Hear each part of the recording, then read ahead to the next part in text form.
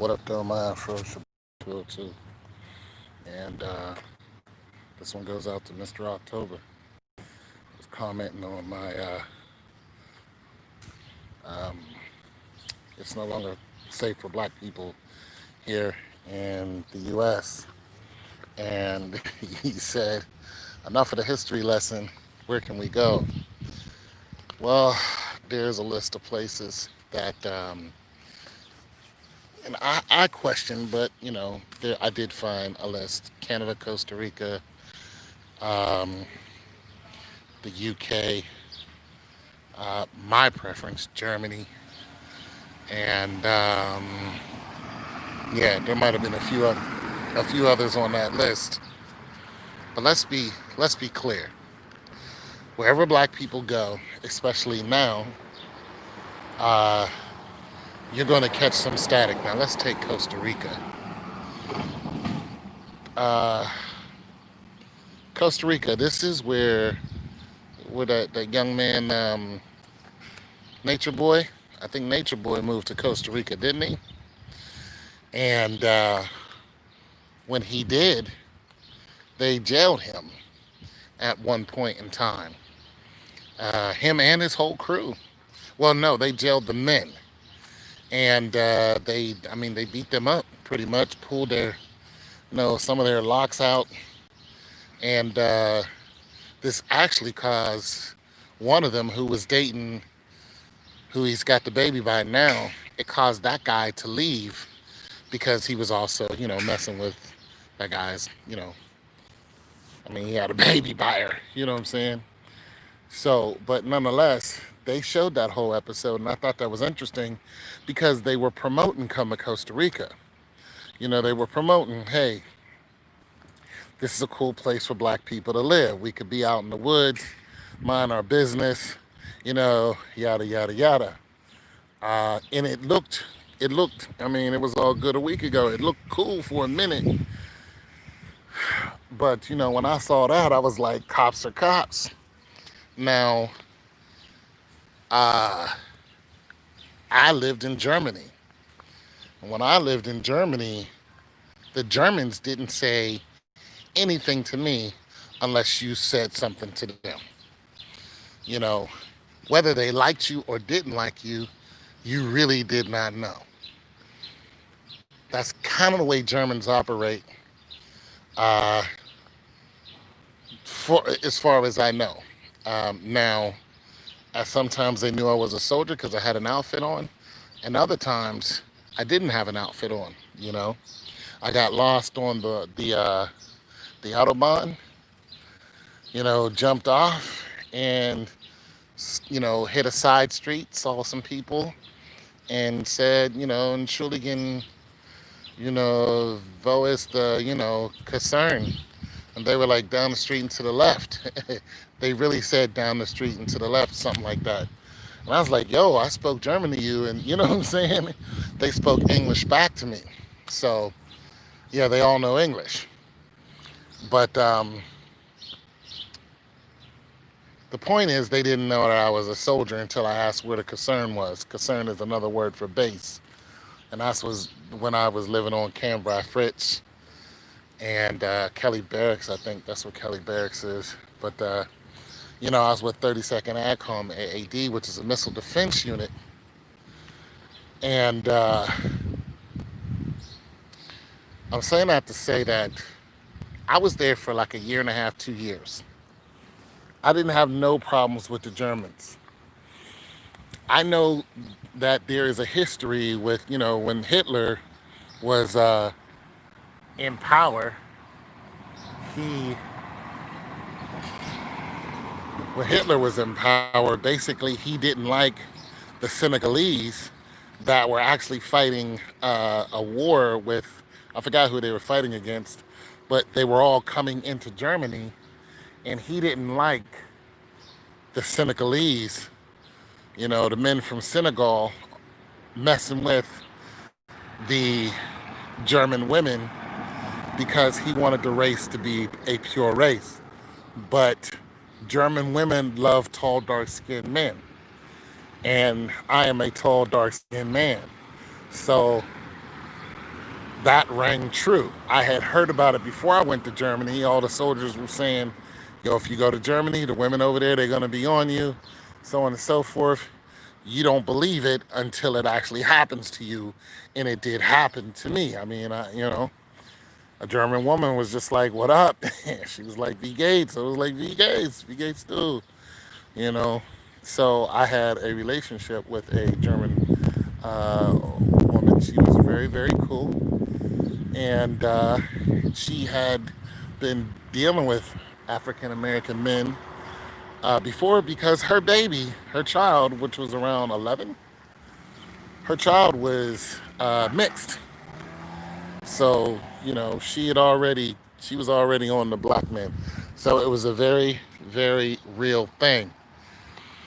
So there are some places other than what's mentioned in the list when you look up where is it good for uh, black families to move to. There are other places, but you have to go to these places yourself and experience it because that list was made in 2019. Things have changed, especially since COVID 19, because a lot of the blame for spreading COVID 19 is being put on us, and it's false, of course, but it's being put on us. So you might have countries that are like, nah, we don't even want you in our country, and this is a real thing. This is what's happening over there in China. They are, doing all kind of heinous things to black people over there, and we know in other countries towards the Middle East, there are black slaves. So, and even in Africa, there are still slaves. There are still civil wars in Africa, different parts of Africa, where they're trying to get out of the country. And of course, when they try to get out of the country by any means necessary, they are running right into, slave traders. And the slave traders are doing all kind of heinous things to them, killing them, burning them, starving them. And, this is a real thing that's happening right now to especially black men. And have mercy if you're a woman. But black men are getting terrorized, basically. So this is happening right now. Um, Shoot. And that just hurts my heart to even see that, but it is a real thing. You look at Vice, you can see a lot of that information on Vice. And you can just look it up. The slavery is still a real thing right now. Black slaves, that's still a real thing right now. When America, the U.S., overthrew Gaddafi, that put his country in a state of turmoil.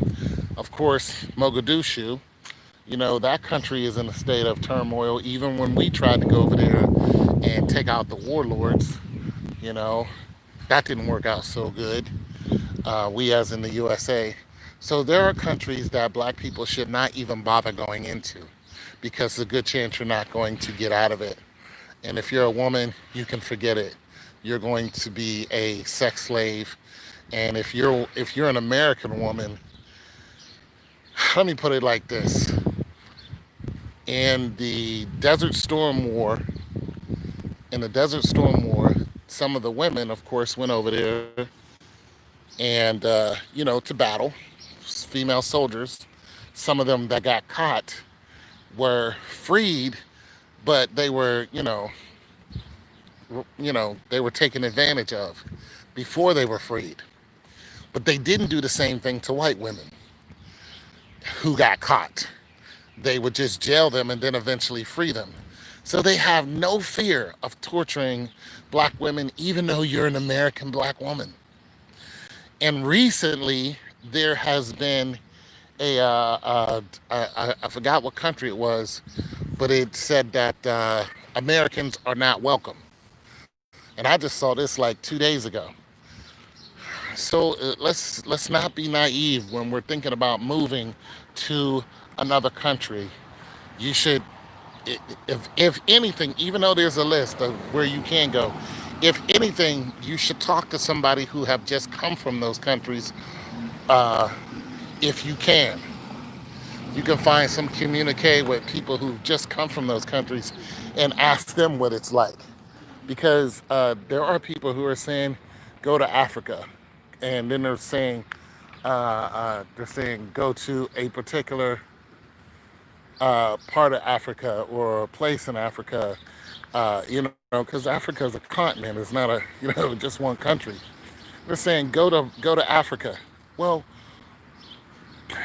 where am I going? Am I going to Senegal? Am I going to South Africa? I'm not going to South Africa. That's for one, because we know for that's where they're testing for COVID, and they're lying. And these camps that are set up to test for COVID, and it's not even necessary for them to be over there. So we know that they are trying to spread a disease over there. We know that they're falsifying documents. We know that they're giving false reports, and over there. So South Africa is not where I think I want to be right now. But I don't know the whole story on South Africa. But we know that apartheid is a real thing. So I'm good on South Africa. I'm good on South Africa. Then you have, there's so many countries. I mean, the Congo. I know somebody who's from the Congo, and she was like, nah, you might not want to be there right now. You know what I'm saying? So talk to people who are from these countries, who have been to these countries, who have recently traveled to these countries before you say, I'm going to get up and move my whole family to this country. There are reports on what's been going on in a lot of these countries that have been chosen. As far as the UK is concerned, well, you know, hey, Black Lives Matter didn't just happen here in America. So when you say you want to move to the UK, guess what you're going to find in the UK? A whole lot of angry white people. You know what I'm saying? Not everybody is going to be welcome to you. We know that, like recently, that young man who was raped by the police, he was raped by the police. I mean, he was raped by the police. The police officers raped him with a baton. We saw this story. It has happened here in America before, about 20 years ago or so. The same thing had happened. They, you know what they did. But so this man was raped by the police.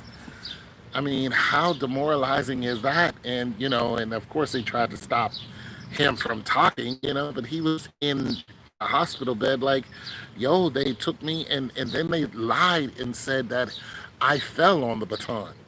They said, that I pulled my pants down or something like that. And, no, they pulled this man's pants down and put this thing. It's like, who's even thinking about doing that? Like, what kind of lunacy is that? Like, what's the point? You know, uh, so you gotta understand that these types of things still going on.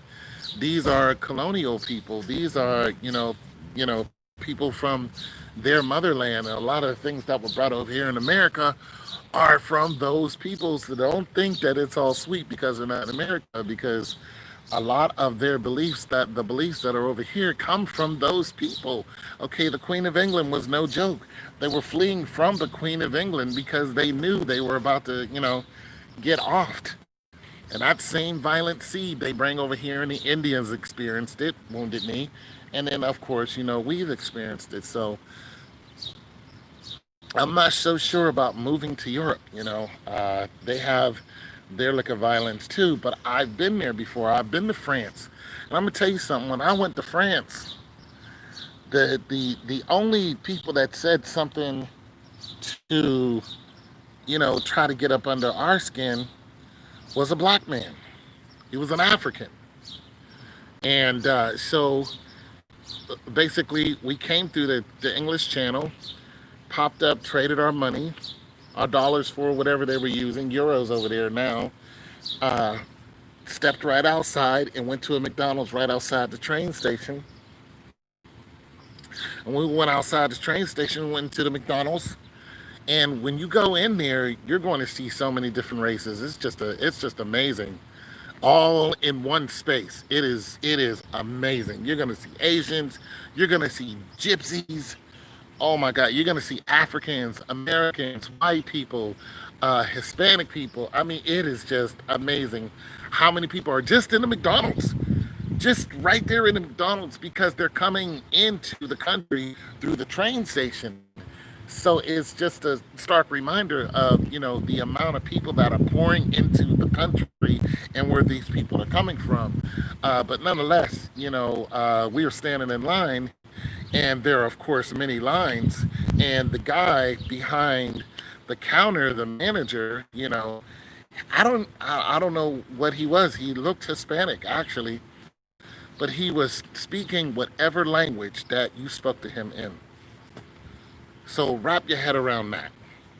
This guy worked pretty much in a place where anybody could walk in and speak any language, and he had to know it.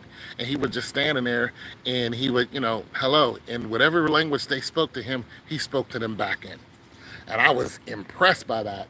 So I'm listening to somebody speak to him in French, and you know what I'm saying, he spoke to him back in French, and then he asked, who's next, and we stepped up, and he took our order, and then an African guy stepped up and started speaking to him, and kind of looked at us and was speaking to him, and the guy said in his language pretty much, they were next in line, but we understood what the gist was, but we didn't understand exactly, the words, but we understood he was upset because he heard us speak English.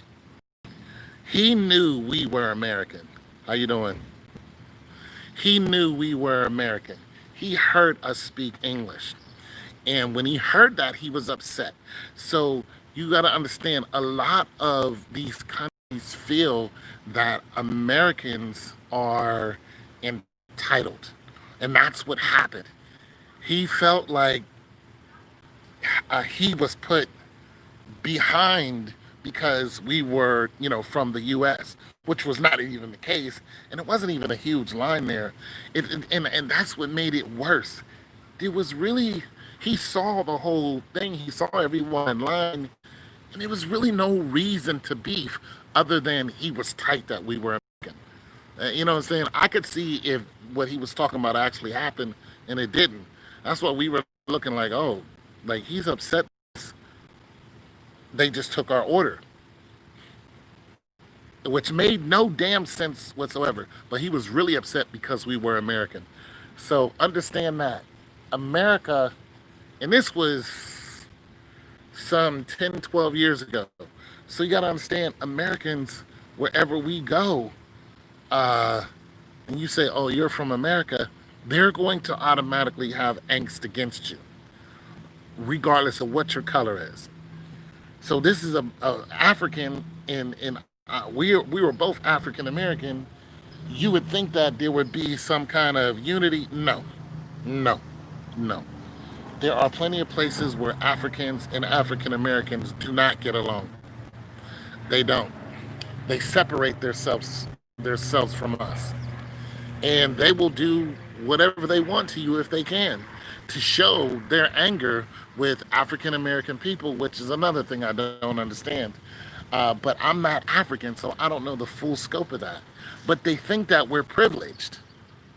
Okay, so and not everyone is like that, but they think, oh, because you're from the U.S., you're privileged.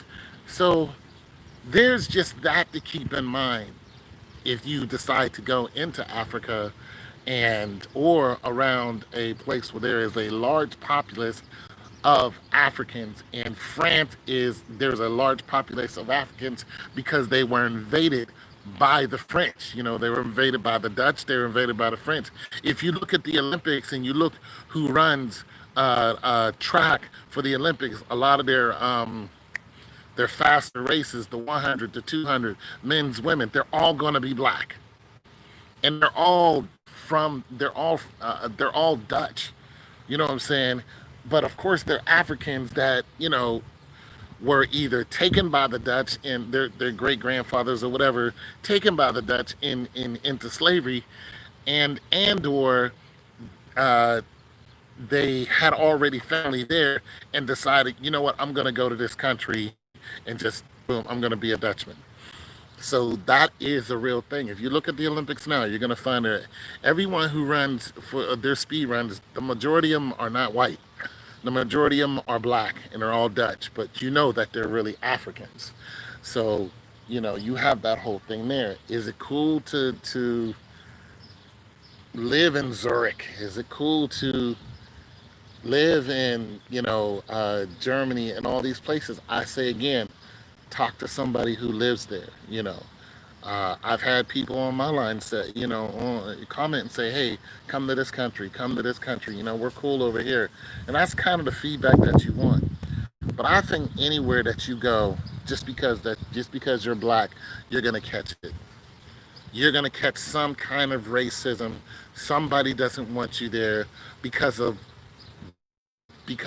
their experience with black people that had nothing to do with you, or something that they heard, read about, or just they might not even have had an experience. They just might think it's cool to hate you. You got people calling you out of your name and disliking you, and you're just like, yo, what did we ever do to you? Did our families ever mix with your families? Now, one place that I would move to, but whenever I deal with them, I don't have no problems with them whatsoever. Russians. I don't have a problem with Russians. I don't. I work with a few of them. Um, I just don't have no issues with them, and they seem to be, you know what I really like about them. When it comes to business, they are straight up and down. I love that. I love that. Tell me what it is, what's going on. Like, don't leave no hemming and hawing. When it comes to Africans in business, there's a lot of hemming and hawing and changes and just what? You know what I'm saying? Just put it right on the line, like a contract. But when it comes to Africans, it just changes every second. Something changes. I don't even like. I don't really like doing business with with those type of people, because I'm sure there's a type of people in every race that does that. But when I do business, I like the cut and dry. So the few Africans that I've dealt with in business, I don't like their haggling and trying to whittle you down, to some ridiculous price that you just don't want to. And eventually, I'm just like, I don't even want to deal with you anymore, and I don't. Like, I don't go back to them and do business with them because it's not worth it. But I can't say all Africans do that because I don't know all Africans. You know what I'm saying? And you got, like I said, you got other nationalities that do that too. I'm just not with that. But the thing I like about Russians is they're very cut and dry. And I like that when it comes to business, tell me exactly what's going on. So I don't really have a problem with them. And I've even told them that. I was like, I don't believe that we've ever been to battle, Africans and Russians. I don't, Scythians and Africans. I don't believe that we've ever been to battle. Now there might have been something that happened over 2,000 years ago or so, because when you read the Bible, and they were talking about the Scythians, they were like, "Why is a Scythian here? Why is a Russian here?" You know what I'm saying? Because there was some angst at that time. So there was probably wars that happened over 2,000 years ago and stuff like that. But anything recent within the last 100 or 2 years, I am not aware of where the Africans have a hard time mixing it up with Russian people. I just don't know any situation like that. I've listened to other people talk about the Russians, and they talk about their business sense. They love their business sense. Now, of course, they're highly dangerous when you start messing with the mob and all of that. But of course, you don't mess around with that.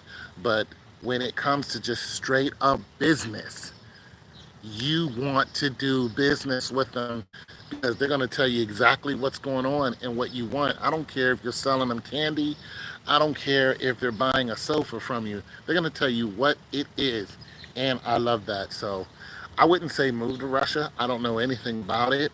Um, but as far as the people are concerned, right now they're okay with me. I just don't have an issue with them. I don't have any fear of them. You know what I'm saying? I don't have any fear, any angst of them. So if you want to be in a country like that, you know, go check it out. But if, you go over there and you hear that, they're doing black people wrong, get the hell out of there. Bolt, get up out of there. So as far as countries I've been to or know about, mixed it up with, like I said, I've never been to Costa Rica, but we've had some bad reports come out of it. Some bad, some good. I think that's going to be with every country. There's going to be some bad, some good. I think that for all you people, including myself, who are looking to leave, um, make sure that your pockets are good. Uh, it wouldn't help if you had a translator with you. You can put that on an app. Have a backup plan, just like if you were moving to another side of the country and you wanted to get back here. It's just good to know somebody who could support you. So that's good. Just in case you lose all your money some kind of way, it happens. You can have somebody come get you. I did that before, had somebody come get me because I ran out of money and that was it. But I knew enough to get out of there. You know what I'm saying? That's when I lived in Atlanta. It was it for me.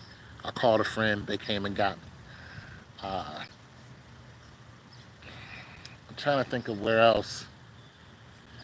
China and oh, okay, Japan. Japan is right now. Although look, everything is pre COVID and post COVID. It's like a war, you know. So before COVID-19, China wasn't too bad of a place to go and look around. You know what I'm saying? Now COVID-19, you don't go to China. Don't do it. Japan, Taiwan, I haven't heard anything bad about those places. Japan is our ally as far as the U.S. is concerned. Even though we are no longer in the United Nations, still Japan is our ally, and I don't see no problem with Japan. I haven't heard anything coming out of the Japanese. I've looked at some people who went over there to Japan, some women, and they've dated the Japanese men. And the thing about it is, uh, you know, a lot of those, well, pretty much, let's just say a high percentage of them are very traditional. So they stick to their own. But some of them, venture out and happen to like, dark skinned people. Now, of course, there's a large amount that just, they'll stay away from it because it's non traditional. And then, of course, you got some people who are racist towards it. Just like when Kobe Bryant died, you found a lot of or not Japanese, but a lot of Chinese were using racial slurs online and showing their hate towards black people. You know what I'm saying? And using the N word and all this other stuff. And it just was a real surprise to me. And now their racism is at full fledged because we see what they're doing to black people, kicking them out of their homes, won't let them shop for groceries, won't let them come into other stores because they're saying that black people are spreading COVID-19. So that's just ridiculous. But that's happening in China. In Japan, I think it's a whole different story. So, if you have any interest in going to Japan, I would say still keep that interest because right now it just doesn't seem to be a reason not to go. It doesn't seem to it doesn't seem to be a dangerous place for black people. But understand the Japanese and the Chinese, they have two different frame of minds for the most part.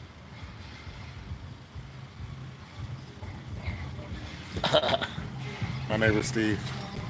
So, for the most part towards black people. So that's another country you can visit and at least go visit, see what it's like. You know what I'm saying? Go visit, see what it's like. Uh, I'm trying to think of. I mean, there's so many countries. It's ridiculous. What up, Steve? There are so many countries out there. Birthday Saturday. Your birthday Saturday? So what you gonna be? 29? Yep. That's what's up. What you gonna do? Going down to Athens to shoot fireworks. My cousin got a lot. Yeah, y'all heavy on the fireworks. Uh, Y'all heavy on the fireworks. I've been shooting them every year since I was a kid. That's My, what's my up. uncle's got barns, so we always did it. Oh, okay. Yeah, so now it's like now it's a habit, man. Yeah, it is what it is. It is what it is. But it's gonna be a good time. Yeah. I gotta take the sister Bob to my mom's house. Oh, okay. Trying to make 100 of them. Word up. I'm about to do 50. I hear you. My neighbor Steve, cool dude. So, anyways, as far as I'm just trying to think of any other country that I know about, I've been to, I know somebody who. My brother, my brother hangs. He hangs a lot in uh, Brazil. He loves Brazil. He goes to the hood in Brazil. He goes to the favelas. He goes to where the impoverished areas are, and he loves it because my brother is he's a philanthropist, and he's a very giving person. He's a very, very, very, very giving person. It scares me, but that's where his heart is. So he likes to give to poor families. What he does is he buys school supplies for kids of all ages, and he gives them to the families. Uh, to he gives them to the family, of course, so the kids can go to schools. And he doesn't just get the regular. You know how you get a backpack for a kid? Is this a regular pack? Oh no, that's not what he gets. What up, little Steve? Oh no. Oh no, he don't do that. He gets the fancy one with the cords. I got one actually in the house.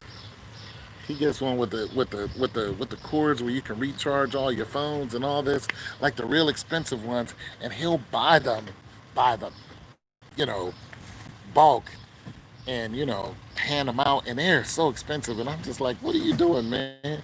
But that's where his heart is. That's what he loves to do. Yeah, that's what he loves to do. So Yeah, everything's good. I mean, but it's a dangerous place where he hangs out. But the women that be on him, I didn't believe this man until I saw his pictures because he's a really like smart, smart dude. You know what I'm saying? And he's always been that way, and people have always underestimated him. But he's so dang intelligent. And once he gets to talking, man, he can just give you a bunch of information in just 5 seconds and blow your whole mind. He just wanted, like, he didn't even graduate from high school. He was just like, I'm done with high school. Went, took the test, passed it, and then went into the service. And me and him was hanging out in Germany. But he's that dude. He's like, I'm good. You know what I'm saying? But basically, so he hangs out in Brazil. He loves it. It's not a lot of glitz and glamour. That's not what he's looking for.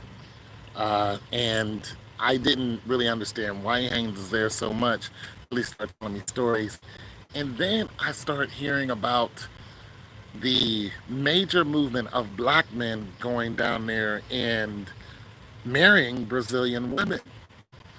And I was like, nah, this this can't be life like Brazil. He was like, yeah, man, it's real. So there's a whole docu series actually about black men going down to Brazil and dating Brazilian women.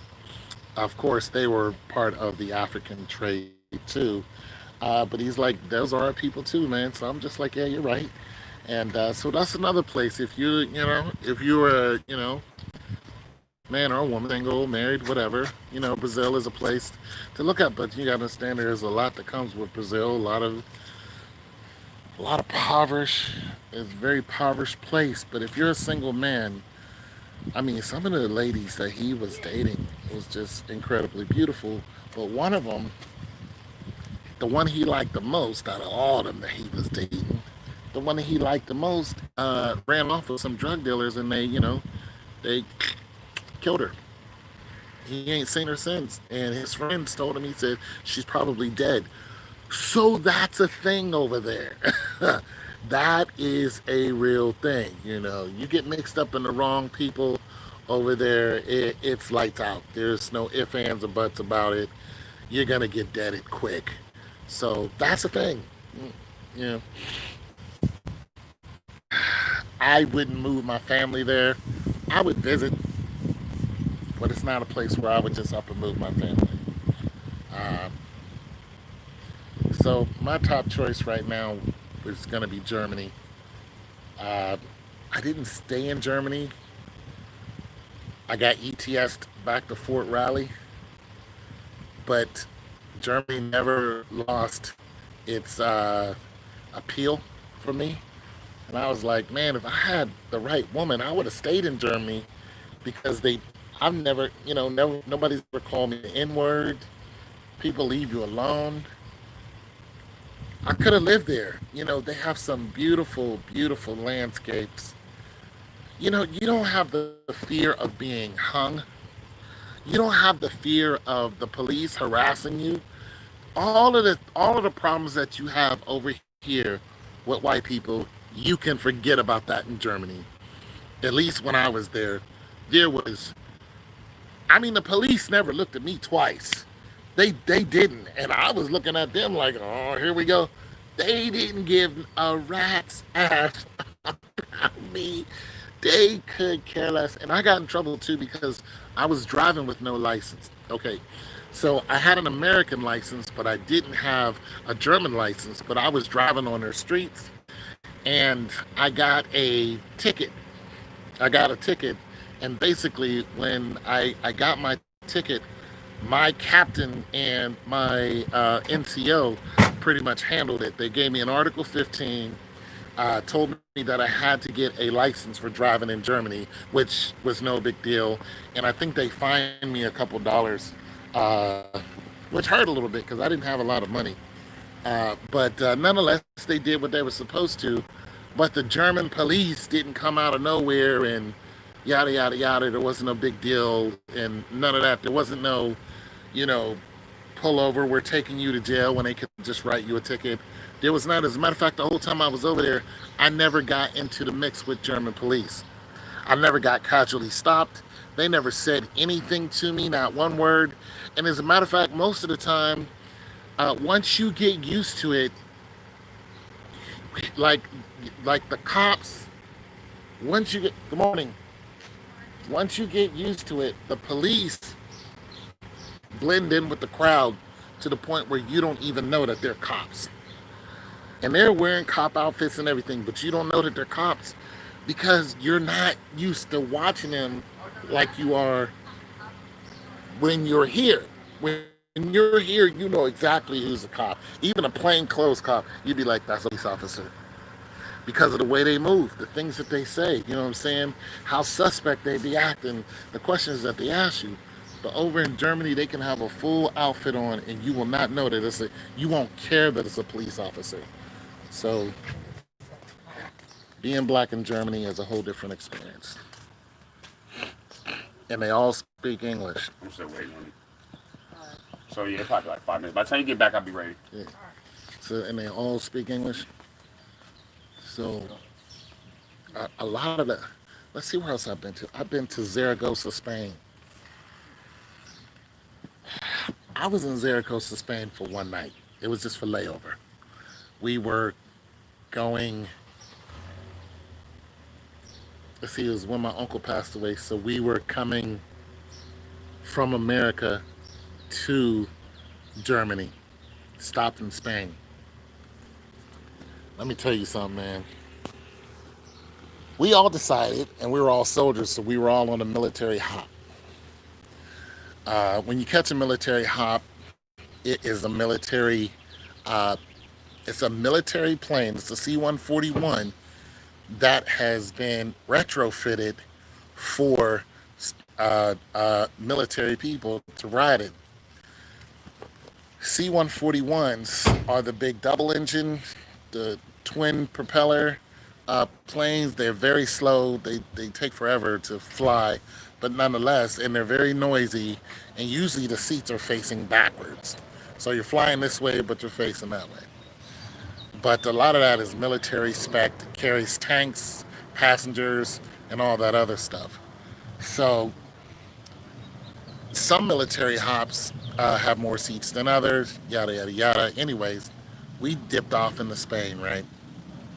So when we were in Spain, broad daylight, we decided, you know what, let's go for a walk. It was just a group that I've met just for that short time, never saw again.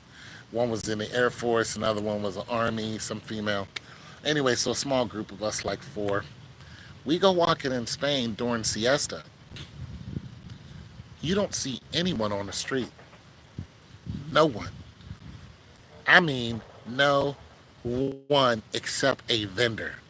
We saw a female vendor peddling sex books, sex comic books. Sex is a very liberal thing over there. It's wide open. It's right there in the street. There's not a lot of this huge stigma that we have on it. They do not have over there in Europe. It's just ridiculous. Even when I was in Germany, I went to the red light district, and 19 years old walking in the red light district in a foreign country, you're in shock. You're in shock that this is here. You're looking like, why are all these women lined up like Barbie dolls in the window? And this is a real woman in the window, and you're walking past, and it's a real woman in the window telling you to come in. And of course, when you go in, you have, because we're all soldiers, we're just like, let's go. So this is in Germany. We were like, let's go, let's find out what the deal is. And you walk in there, and there's, guys there, but they don't say too much to you. They know you're soldiers. You know what I'm saying? Soldiers are a large part of their business. So they don't harass you. And then you go upstairs and you look at all the females and you start talking to them. They all speak English. So that whole thing was going on, and we were out of there because we were out of our element. It's just like, nah, this is nervous here. Um, but when we were in Spain, there was no one on the street, broad daylight, and we didn't know what was going on. Of course, I think it was siesta or whatever. And the woman, she spoke to us, the street vendor, and I picked up a book, and I was just like, oh, all these books talk about screwing. So that was that. I mean, the whole vending area was talking about having sex. So that's how she makes her money. And then we kept walking, and we walked up on a bank, and there were two guys in uniform. They looked like they were cop uniforms, and they were holding, I don't know what guns that they had, but they were similar to M16s, except they weren't. They definitely weren't M16s. They looked a lot stronger than M16, and I was saying something, and they looked at us like this and watched us on the trigger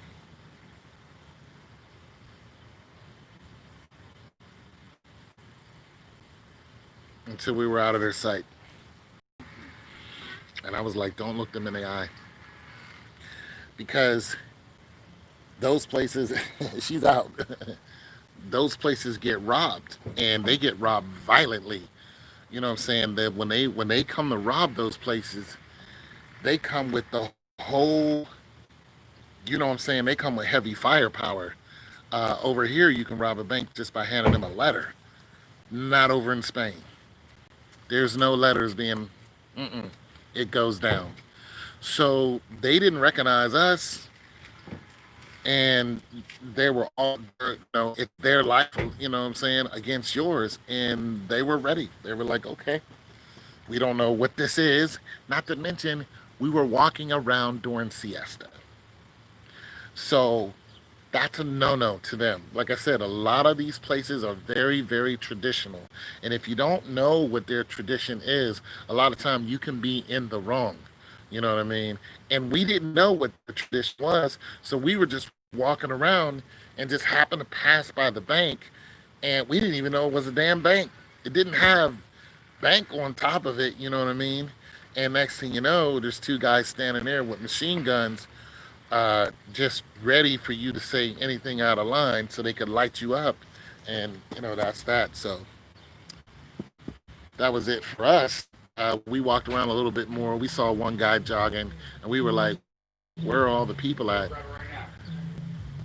And also, and also, while we were there, in the airport and all the business areas that were open, you did not see any fat people.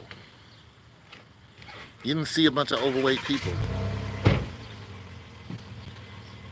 So that's a thing too. Um, yeah, Spain, Spaniards,